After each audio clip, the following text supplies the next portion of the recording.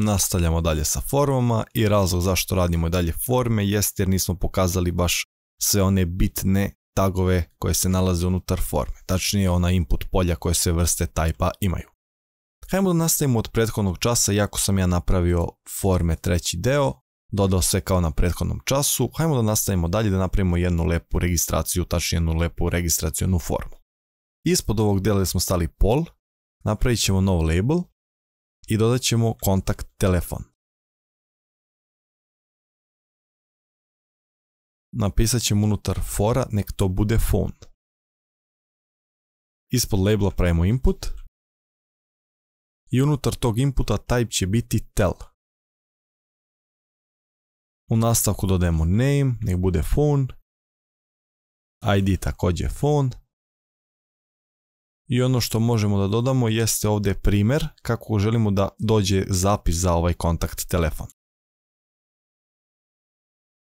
Samo ću dodati ove break tagove i hajmo u nastavku dodamo onaj placeholder i ovdje ćemo unijeti plus 381, na primjer 64, 123, 123. Sačuvamo.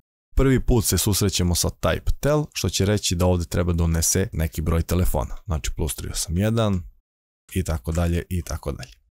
Ok. Ispod kontakt telefona možemo tražiti label da for bude adres. U nastavku pišemo adresa stanovanja. Ispod labela pravimo input. Za adresu nemamo određeni tip, to će ostati tekst. Naravno name neka bude address. Isto tako i ID.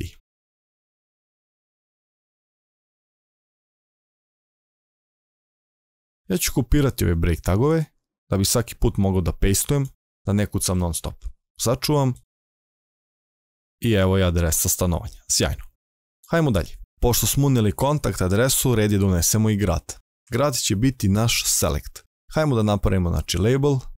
For neka bude city. Pišemo grad. I dodajemo select. Sa tagom select smo već upoznati. Pored selecta trebaju nam i opcije, tačnije option. Value 1, neka bude prvi Beograd. Ja ću oduplirati. Novi Sad, Niš, Kragujevac, Subotica. Promenit ćemo value, da ide redosledom i ono što nam treba jeste unutar name-a i unutar ID-a da upišemo city. Sjajno, sačuvamo i evo ga, vidimo da imamo grad. Ja treba dodam one break tagove. Grad, kliknemo i evo ovdje vidimo da možemo da izaberemo neki grad. Ono što je zanimljivo s ovim selectom jeste da možemo da dodamo i atribut, na primjer da piše size i da dodamo broj 5. Sačuvamo i vidite kako nam on ovdje izlista svih 5 gradova. Kliknemo na Novi Sad, kliknemo na Niš, kliknemo na Kragujevac, možemo stavimo size 3, sačuvamo i dobit ćemo ovaj ovdje scroll sa desne strane da vidimo što nam sve prikazuje od gradova. Dobro, vratit ću na 5 da bi mogao da vidim sve i još jedan atribut koji mogu da dodam jeste multiple. Multiple znači da mogu da izaberem više gradova. Kliknem na Novi Sad, držim i vučem na dole i mogu da selektujem sva 3 grada. To je ako vam bude zatrebalo za neku vrstu selekcije da znate da možete i tako da napravite. Ja ću ovo obrisati jer možemo stanovati samo u jednom gradu na jednoj adresi.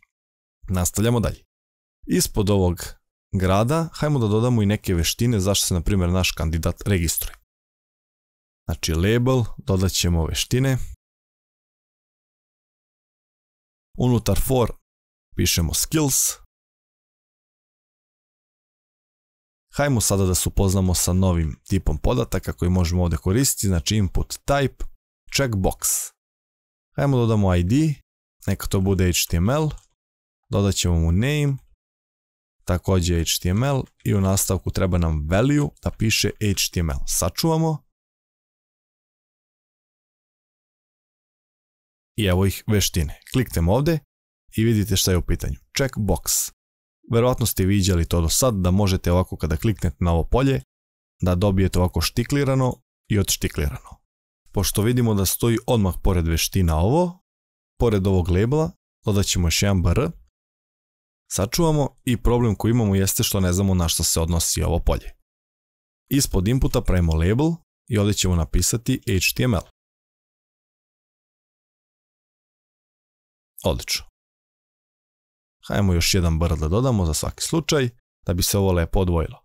I sada prvi put pravimo razliku da prvo pišemo input pa label. To nije nikakav problem i tako i da ostane, zato što nas ovaj ID vezuje za for i znaće da je ovdje u pitanju input label veza pomoću tog ID-a i fora. Koja je razlika ako stavimo label input? Pa samo što će HTML biti prvi, dok će ovaj input biti drugi. Tako da ovdje pravimo malu razliku, stavljamo prvo input, label. Hajmo dalje. Ja ću sad ovo kopirati. Pastujem, ostavljam checkbox.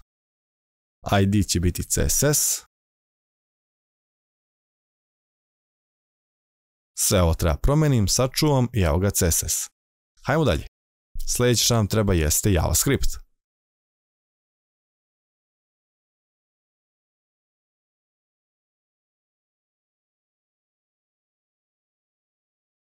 Evo je JavaScript. Idemo još neki da dodamo. Neka to bude PHP ili PHP kako god hoćete.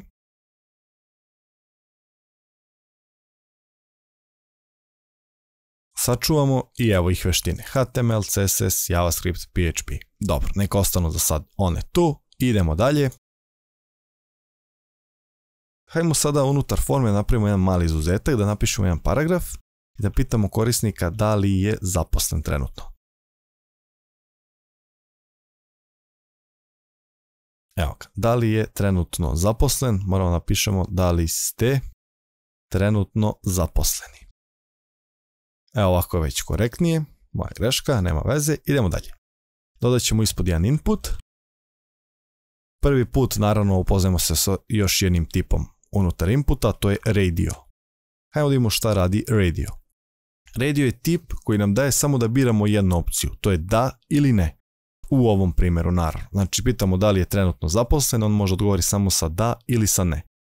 Dobro, njega koristimo, znači radio koristimo kad imamo samo jednu opciju. Hajmo da napravimo pa ćemo objasniti. Name, treba će nam work kao posao, ID i treba će nam value 1, ispod pravimo label, for nek bude work i ovdje pišemo da. Sada ja ovo kopiram i ovdje ispod ću napisati ne. Sačuvat ću i evo ga. Da li ste trenutno zaposleni, kliknem na da ili kliknem na ne. I vidim da mogu da izaberem samo jednu opciju. Zašto mogu samo jednu opciju? Zato što je u pitanju radio. Kada koristim radio vidim da je unutra, kada kliknem na nešto od ova dva, da je unutra plavi krug i okolo ovaj border, ako ga tako mogu nazvati, isto postaje plave boje. Ono što je zanimljivo jeste ako ja kliknem na ne, isto će ostati da. Znači kliknem na ne, ostaje nam da. Nije kao ovdje kad kliknem na HTML, štiklira HTML, kad kliknem na PHP, štiklira PHP. Pa kako ovo da rešim? Ono što je najbitnije jeste da zapamtimo da unutar jedne HTML stranice može postojati samo jedan ID. Ovo ovdje što vidimo, ID work i ovdje ID work, to je problem veliki. Tako da ćemo ovo prepraviti. Ne postoji način da postoje dva ista ID-a na jednoj stranici. Pa hajmo to da prepravimo. U prvom ćemo napisati broj 1, a u ovom drugom dodat ćemo broj 2. Isto tako i za value. Dobro, value sad stavit ćemo ovdje samo broj 2 da se ne bi pobrkalo prvo i drugo. Kada smo to prepravili, moramo i ovaj for da prepravimo, zato što smo rekli da for i ID vezuju input i label. Hajmo ovdje stavimo 1, ovdje 2. Sačuvamo i hajmo sada kliknemo na ovo da. Hajmo da kliknemo na ne. Sjajno. Vidimo da ovo radi. Ono što još zanimljivije jeste kako on zna da baš veže ova ovdje polja. Šta bi bilo kada bih ja dodao još jedan label input i napisao možda?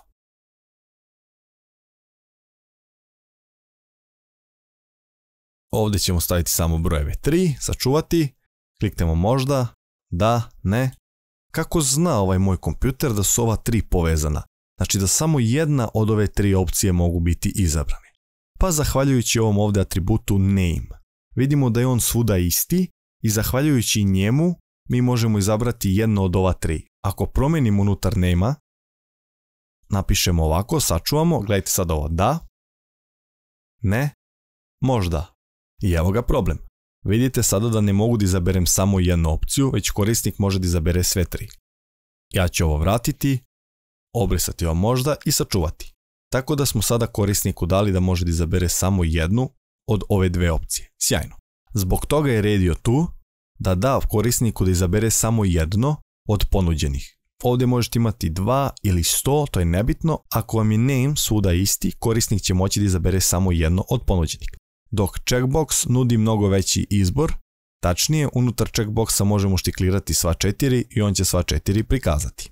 Umjesto ovog paragrafa možemo koristiti i label. Hajmo da promenimo.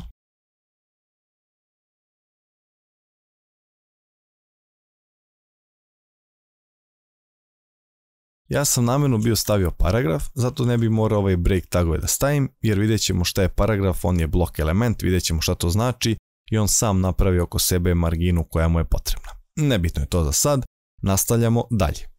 Hajmo na kraju dodamo još jedno polje ispod ovog labela. Napravit ćemo label, nazvat ćemo ga note i ovdje ćemo napisati napomena. I hajmo da damo korisniku ono veliko polje da on može da napiše koliko god želi reći, znači da nam se obrati nešto dodatno da nam kaže, zato smo i stavili ovo polje napomena. Da bismo to polje napravili, treba će nam text area. Ono što je zanimljivo za text area jeste da name i ID su standardni atributi, ali po defaultu ona ima neki calls i rows atribut, što će reći kolone i redove. Evo je napomena, hajmo ovdje jedan break tag. Sjajno. Unutar napomene ovaj calls, znači broj kolona, hajmo stavimo 5. Vidite kako se sad to suzilo, tačnije smanjilo, hajde stavimo rows na 2. Vidite sad njenu visinu kako se menja. Ovdje možemo da kažemo podešavati naš calls and rows, ali to za sada će biti ovako. Kada bude došlo vreme za CSS, pomoću CSS-a ćemo namestiti width i height ovog ovdje polja, tačnije text area. Ono što je bitno da zapamtimo jeste da unutar text area korisnik može da kuca neki tekst. Dobro. Na kraju imamo dugme registruj se i hajmo pored ovog dugmeta dodamo još jedno dugme, čisto da imamo kako radi type reset, što znači da će on restartovati celu našu formu. Ja ću malo smanjiti zoom. Evo je registracija, hajmo da je popunimo. Ajmo da izaberemo sad i veštine. Ja trenutno popunjavam ovu formu, da li ste trenutno zaposleni? Ne. Molimo vas, napomena molim vas. Molim vas, kontaktirajte me. Kliknem na registruj se i sjajno. Hajmo da imamo gore URL. Povećamo malo Chrome. Vidimo da je URL baš poveći. Tako da, hajmo da čitamo redom. Mi znamo za first name, znamo za last name, evo ga email, gender. Ovo sve znamo. Šta ne znamo? Ne znamo phone. Vidimo kako nam je zapisan phone. Adresa, vidimo da je do plus. Kada ja napravim razmak, ono da plus. City 1, znači to je onaj select option koji već znamo.